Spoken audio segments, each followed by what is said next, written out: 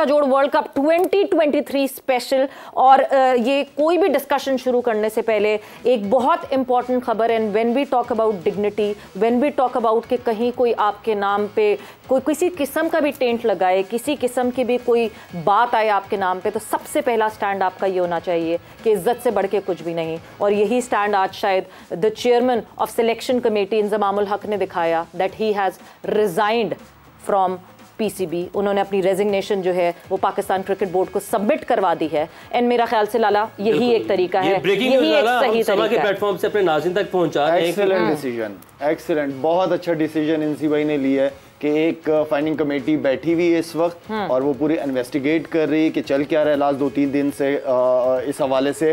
तो मैं समझता हूँ कि इंसी भाई की ये डिसीजन बहुत ज़बरदस्त है कि सारा कुछ फाइनिंग कमेटी के ऊपर, मेरे ख्याल में जो इंसी भाई की सोच नज़र आ रही है कि उसके ऊपर डाला, उनको डिसीजन लें एंड देन ठीक है, अगर डिसीजन लेते हैं कोई रिजल्ट नहीं आता, इंसी भाई वापस इज्जत के साथ दोबारा उसी कुर्सी पे आ सकते हैं। तो मेरे ख्याल बहुत अच्छा डिसीजन लिया है। बिल्कुल, तो ये मैं अपने नाज़रीन को एक मरतबा फिर से अहम खबर के हवाले से अपडेट कर दूं।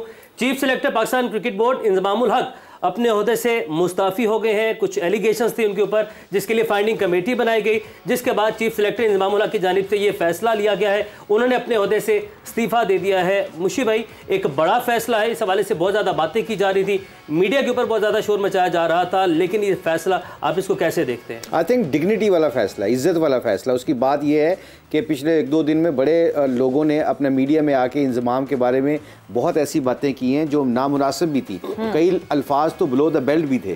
तो आई थिंक उसके ऊपर देखते हुए एक इतना बड़ा प्लेयर है पाकिस्तान का कप्तान रह चुका है और पाकिस्तान टीम के सबसे ज़्यादा रन उसके इंटरनेशनल, उसके बावजूद आई थिंक अगर वो चीफ सेलेक्टर बन के पाकिस्तान को सर्व करने आए थे, और अगर ठीक है पाकिस्तान की क्रिकेट की परफॉर्मेंस इधर से उधर हो जाती है, वो आप क्रिटिसाइज कर सकते हैं क्रिकेट के ऊपर, बट आई थिंक पर्सनल जिंदगी के ऊपर I think Inzi definitely hurt हुआ है। और उसने जो शाहिद ने कहा कि डिग्निटी के साथ, इज्जत के साथ ये अपना जो इस्तीफा दिया है चेयरमैन साहब को और जितनों क्रिकेट बोर्ड को, आई थिंक ये बहुत एक वाइज डिसीजन है और इस पर मेरा ख्याल लोग बहुत अप्रिशिएट करेंगे उसको। नहीं, और यही होना चाहिए। अपनी डिग्निटी से बढ़ के कोई चीज़ नहीं होती, अपनी इज्जत से बढ़ के कुछ नहीं होता। पास्ट में हमने देखा बहुत दफ़ा कोई ना कोई बात आई, मगर उस बात के पीछे किसी ने अपनी नौकरी नहीं छोड़ी। मगर आप अगर अपनी डिग्निटी के ऊपर कॉम्प्रोमाइज़ नहीं करते, लाला इज्जत तो तभी मिलती है।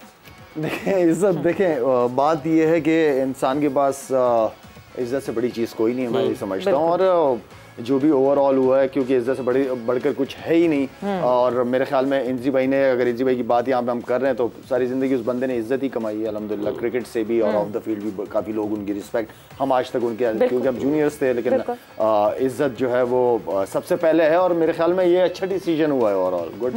मीडिया पर जाते मुशी भाई, इससे बेहतर क्या था ये, इससे पहले अपना इस्तीफ़ा दिया और ख़ुद को पेश कर देना, ये कितने बड़े दिल गुर्दे वाली वैसे बात होती है, आप इसको कैसे समझते हैं? हमने माजी में भी देखा है कि समटाइम ऐसा होता है कि मीडिया पर जाकर बयानात दे दिए जाते हैं, बातें की जाती हैं, इल्ज़ामात, ब्लेम गेम शुरू कर दी जाती है, लेकिन वो रास्ता छोड़कर ये रास्ता चूज़ करना कि अपना इस्तीफ़ा देना और ख़ुद को पेश कर देना अकाउंटेबिलिटी के लिए, बड़ा आदमी ऐसे ही करता है। जो थोड़ा हम बार बार इज्जत की बात करें, इज्जत इसी का नाम है ना, कि आप अपने जो आपका ओहदा है, उस ओहदे को आप समझते हैं कि जो चीज़ें आपके सामने आ रही हैं, जो कंपनी की बात हो रही है, जो interest of conflict of interest की बात है, उसके बावजूद अगर आप देखा जाए तो इंजी ने सबसे बड़ा अच्छा ये वाइज डिसीजन लिया है। ना उन्होंने कोई लड़ाई की, ना झगड़ा किया, ना प्रेस कॉन्फ्रेंस की। उन्होंने जाके मेरा ख्याल चेयरमैन साहब को कहा जी ये मेरा रिजाइन है, क्योंकि I don't think so I deserve if there is a problem. नहीं, चेयरमैन साहब से मुलाकात हो गई है इंजमामुल हक की, मतलब क्योंकि जो है मुझे जो पता चला है वो ये है कि इंजी भाई को टाइम दिया था मेरे ख्याल में ऑफिस में, उन्होंने कल कहा अपने इंटरव्यू में कि मैं मिलूंगा, लेकिन मेरे ख्याल में मुलाकात नहीं हो सकी। चेयरमैन साहब ने क्योंकि फाइंडिंग कमेटी बना ली थी, तो मेरे ख्याल में इसलिए मुझे ये फील हो रहा है कि जका अशरफ साहब नहीं मिले इंजी भाई से। उनको बुला के ऑफिस एंड देन फिर वो फाइंडिंग कमेटी के ऊपर छोड़ दिया, तो मेरे ख्याल में मुलाकात हुई नहीं है। तो मे बी ये अगर रेजिग्नेशन दी है, नहीं फाइंडिंग इतनी जल्दी में फाइंडिंग कमेटी बन गई पहले, मेरे ख्याल में बना दी होगी इन्होंने, क्योंकि काफी सीरियस चीजें चल रही हैं, तो सॉर्ट आउट तो करना है ना इन इश्यूज को। फाइंडिंग कमेटी बना ली होगी मेरे ख्याल में, 4-5 लोगों की बन गई होगी। ठीक है। और इस मौके पे जो चेयरमैन पीसीबी हैं, आप कैसे समझते हैं, अगर आज मुलाकात के लिए गए थे चीफ सेलेक्टर, तो मुलाकात होनी चाहिए थी? और बिल्कुल होनी चाहिए थी। चेयरमैन और चीफ सेलेक्टर आई मीन बिल्कुल एक पेज पे होना बहुत इंपॉर्टेंट चीज़ है।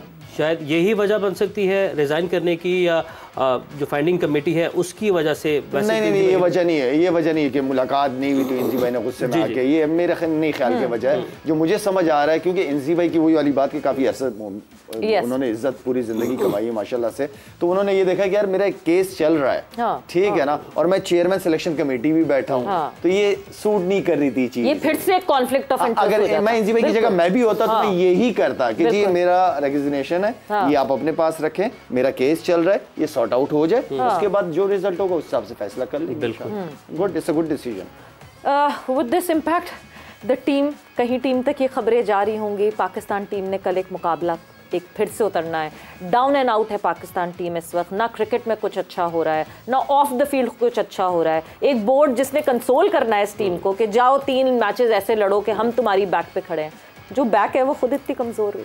आई थिंक ये जो पिछले 3-4 दिन से हो रहा है, र्यूमर्स आ रहे हैं, आई थिंक यहाँ पे थोड़ा सा वीक आया हमारी पीसीबी को देखा जाए तो पीसीबी ने वो स्ट्रेंथ जो स्ट्रॉन्ग, अब मैं हमेशा एक बात करता होता हूँ और आपको पता है प्रोग्राम के इस प्रोग्राम के प्लेटफॉर्म से मैं हमेशा कहता हूँ, कोई भी चेयरमैन आता है और ये नहीं चाहता कि पाकिस्तान टीम बुरा खेले, ये तो पक्की लिखी बात, बिल्कुल कोई भी बंदा नहीं चाहता कि उसको फेलियर आए, ठीक है, मगर कुछ चीजें ऐसी होती हैं जो रिस्पॉन्सिबिलिटी लेने की बात होती है जी। कुछ चीजें ऐसी होती हैं जिस तरह बाबर की बार बार कैप्टनसी के ऊपर बात हो रही है, या बाबर के इश्यूज के ऊपर बात हो रही है, और या जिस तरह पाकिस्तान टीम की क्रिकेट के ऊपर बात हो रही है, तो चलो मैं करूं, आप करो, कोई और करे, वो तो अलग बात है।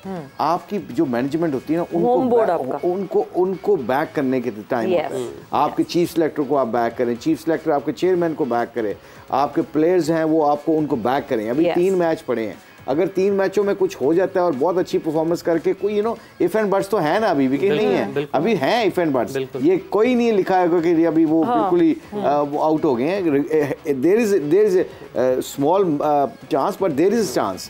सो आई थिंक ओवरऑल देखा जाए तो ये जो इंजी ने किया है, आई थिंक बड़ा डिग्निटी वाला फैसला किया है, एंड आई होप अल्लाह करे ये पाकिस्तान की चीजें जो ये रिजाइन टीम सिलेक्शन के ऊपर नहीं था, सेटल हो जाए, ये रिजाइन टीम सिलेक्शन के ऊपर नहीं था, दूसरे मामला थे उसकी वजह, तो ये मैसेज भी टीम को पहुंचेगा तो नहीं, आई थिंक वो लड़के भी इस बात पे इज्जत करेंगे, क्योंकि शाहिद ने बड़ी अच्छी डिस्क्राइब कर दिया कि उसने वो जो कंपनी का इशू आया हुआ, मेरा ख्याल उसके बारे में इंजी ने किया होगा। इसके लिए बेस्ट मुशी भाई ये है कि इंजी भाई को छोटा सा एक मीडिया में स्टेटमेंट दे देना चाहिए, बिल्कुल क्लैरिटी हो जाए ना, थोड़ा सा एक क्यों दी है, इट्स नॉट अबाउट कि हम वर्ल्ड कप में हमने अच्छा नहीं किया, तो आप कोशिश करें ना कि शायद अगर पॉसिबल हो इंजी भाई का अगर नंबर मिला सके तो उनसे एक आधा 2 नंबर, ठीक है जी, अगर हम हमारी प्रोडक्शन टीम अगर प्लीज फोन कॉल मिला सके तो हम बिल्कुल इंजी भाई से जो है वो बात कर सकते हैं। अच्छा है, इट इज बेटर कि we should clear this air और coming it directly from the horse's mouth. और जहां आपने कहा ना मुशी भाई ये कि अभी 3 मैचेस हैं, क्या हो जाए वो हो जाए, टीम हारे जीते जो भी हो, मीडिया फैंस करते हैं, but the board should always stand there.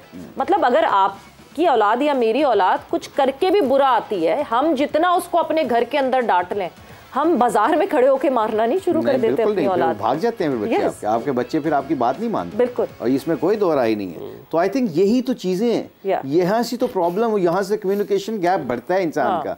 तो इसलिए हम सब ये जो हम जितनी भी बात कर रहे हैं, ये प्लेटफॉर्म पे ऊपर यही सोल्यूशन दे रहे हैं कि फॉर गॉड सेक अपने कम्युनिकेशन को बढ़ाएं। यहाँ पे चीज़ों को तगड़ा करने के लिए, सिस्टम को तगड़ा करने के लिए लोगों की कंसिस्टेंसी का होना बहुत ज़रूरी है, याद रखिएगा। अगर लोग आएंगे चले जाएंगे, आप देखना चेयरमैन साहब को पता ही नहीं है कौन से चेयरमैन ने आना, किस चेयरमैन ने नहीं आना, तो वो चेयरमैन भी किस तरह फ्रीडम के साथ काम कर सकता है। तो ये एक पक्का और सॉलिड काम होना चाहिए जिसके ऊपर बंदे को पता हो कि यार मेरे पास ये मौका है, मेरे पास 2 साल है, मैंने डिलीवर करना है, मैंने कुछ अपना करके दिखाना है, तो उसके ऊपर बंदा फिर फैसले लेता है। अब मुझे पता ही नहीं होता कि एक दिन बाद दूसरे दिन मैंने होना है कि नहीं होना, तो आप मैं हाफ हार्टेड फैसले करूंगा ना। पहले मैं ये देखो ना, इंसान है, फितरतन कमजोर है, पहले शायद मैं ये सोचूं कि यार मैं पहले अपने आप को प्रोटेक्ट करता हूँ, फिर मैं ये फैसले करता हूँ, तो मारा जाता है ना बंदा। ये ऐसी जॉब मिलती है तो बंदा सोच में ही लग जाता है कि मैंने क्या क्या फैसले करने हैं, क्या क्या नहीं करने।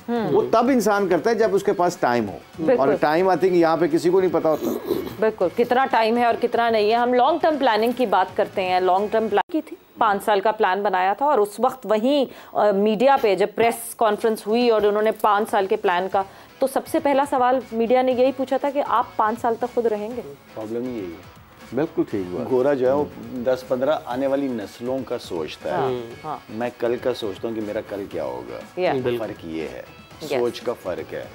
सिस्टम्स हैं, सिस्टम को जो इन्होंने बनाए हुए हैं सिस्टम वो ही तोड़ते हैं। प्रॉब्लम ये है हमारे यहाँ पढ़ा लिखा तबका कम है, लेकिन पढ़ा लिखा तबका जो है वो जाहिलों वाली हरकत करता है। तो जो जाहिल है वो किससे सीखेगा? जी हमारा प्रॉब्लम जो पढ़ा लिखा तबका नहीं है, बहुत बड़ा प्रॉब्लम है हमारा। बिल्कुल जो है तो एग्जाम्पल सेट करके दो कि आपसे कोई अनपढ़ सीख सके, आपको चलते फिरते देखे तो आपकी तरह चलने की कोशिश कर सके। हम जाते हैं, आप यकीन करें पढ़े लिखे तबके होते हैं, सिग्नल तोड़ के जा रहे होते हैं। मैं हैरान हो जाता हूँ कि बंद मोबाइल। इंजी भाई ने ज्वाइन कर लिया हमें। We have been joined by the chairman of selection committee, the ex-chairman of selection committee of Pakistan cricket team, Inzamamul Haq Saab, the former cricketer, captain of team Pakistan. Assalamu alaikum and welcome to the show. जी वालेकुम अस्सलाम। और आप लोग सारे ठीक हैं? अल्हम्दुलिल्लाह इंजी भाई, उम्मीद करते हैं आप भी खैरियत से होंगे। बिल्कुल नहीं ठीक इंजी, आपका इस्तीफा सुन के तो हम थोड़ा डाउन हो गए, हमारी एनर्जी डाउन हुई है इधर। क्या बिल्कुल इस्तीफा ये है कि जी वो अब जिस तरह के एलिगेशन लगे थे ना, तो मेरी बोर्ड से बात हुई थी जी। तो मैं आज बोर्ड में गया था, तो मैंने उनसे कहा था कि मैंने कहा कि जी आप है ना इसको इंक्वायरी करनी चाहिए कि जी अगर आपको किसी चीज़ पे शक है। तो उन्होंने कहा कि जी मेरे पास सर फोन आया कि उन्होंने कहा कि जी हमने 5 लोगों की कमेटी बना दी है, ठीक है। तो मैंने कहा कि जी ठीक है कि 5 लोगों की कमेटी आपकी बन गई है। तो मैंने कहा कि जी उस टाइम तक मैं स्टेप डाउन हो जाता हूँ, क्योंकि जब तक ये कमेटी अपनी ना सारी तहकीकात कर ले, सारी चीज मुकम्मल कर ले, तो इंशाल्लाह जैसे हम इससे क्लियर होते हैं सारी चीजें, तो उसके बाद मैं पीसीबी के साथ बैठ जाऊंगा। देखो हम क्रिकेटर हैं तो पाकिस्तान के लिए सारे टाइम हाजिर है।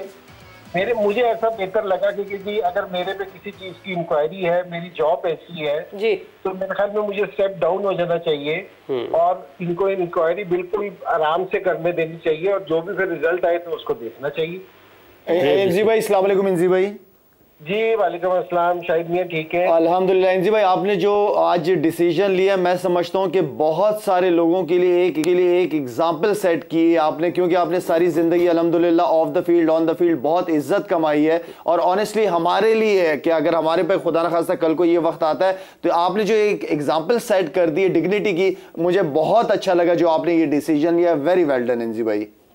नहीं बिल्कुल थैंक यू शाहिद, बहुत मेहरबानी। लेकिन ये है कि मैं यही समझता था कि जी जो सिलेक्टर है, जिस तरह मेरा जो सा होता है ना वो जज वाला है कि मैं बिल्कुल सारे लड़कों को सिलेक्ट करता हूँ। अगर मेरे पे सवाल उठेगा कि जी मेरी उस पर कुछ सवाल उठेगा, तो बेहतर ये है कि जी मैं एक साइड पे हो जाऊँ।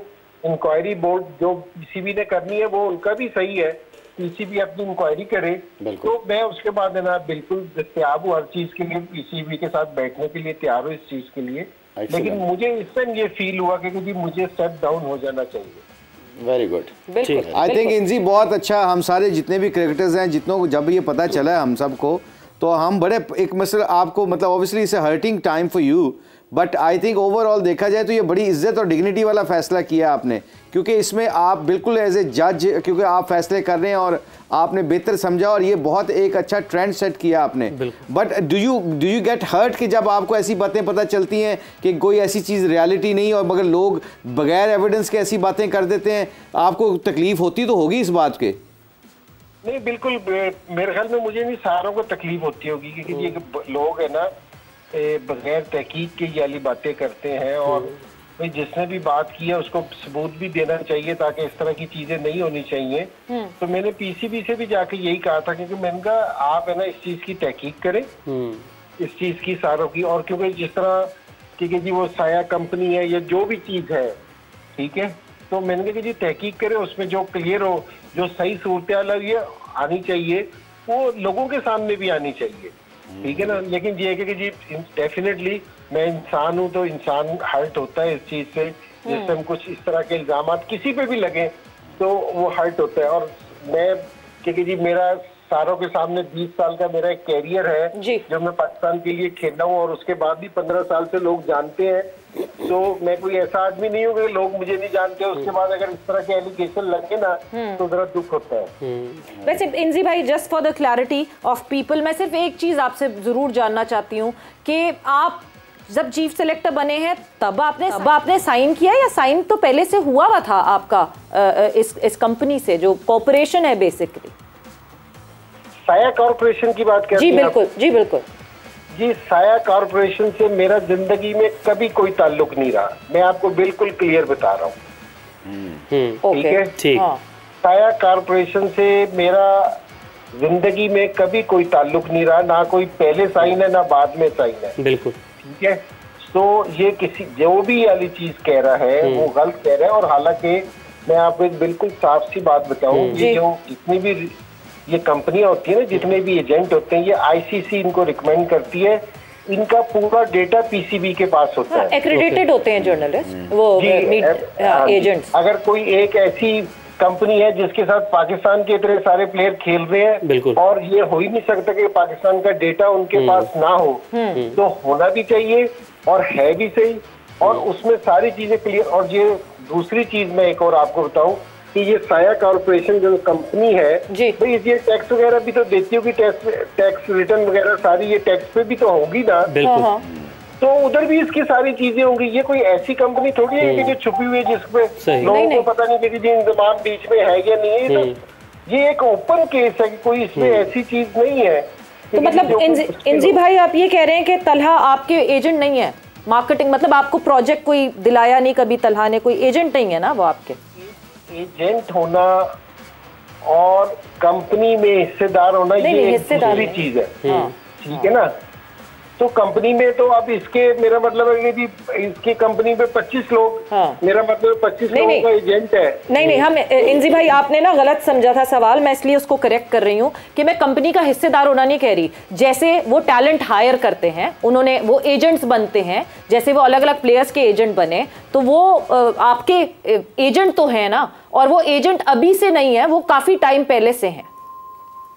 जी ये एजेंट तो मेरा काफी पुराना है जी, ठीक है ना। तो नहीं ये हम चाहते हैं कि ये फाइंडिंग कमेटी को नहीं, जैसे मैं बात करना है, जैसे तला है साया कॉर्पोरेशन है, पिछले 2-3 साल पहले मैं उसके सारे जितने भी मेरे कॉन्ट्रैक्ट्स होते थे वो मेरे करवाता था।